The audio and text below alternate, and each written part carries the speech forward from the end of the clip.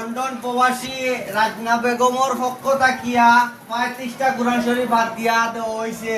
কতদিন আগে তান বোন রূপা বেগমের দিছিলা 3টা, তান বাবা নাই, আল্লাহ তান জান্নাতুল ফেরদৌস দান করতা, কো আমিন। তান যত ধরনের সমস্যা আছে আল্লাহ তাআলা সমাধান করিতা। এবং এই 35টা কোরআন শরীফ দেওয়া হইছে, তান বাবা নাই, দুনিয়ায় দোয়া করবা আল্লাহ জান্নাতুল ফেরদৌস দান করতা। তান মা তান বাবার কাছে সবার লাগি দোয়া করবাই। এটা রাজনা বেগমের পক্ষ থেকে হাত দিয়ে দেওয়া হয়েছে। হলো বিসমিল্লাহির রহমানির রহিম।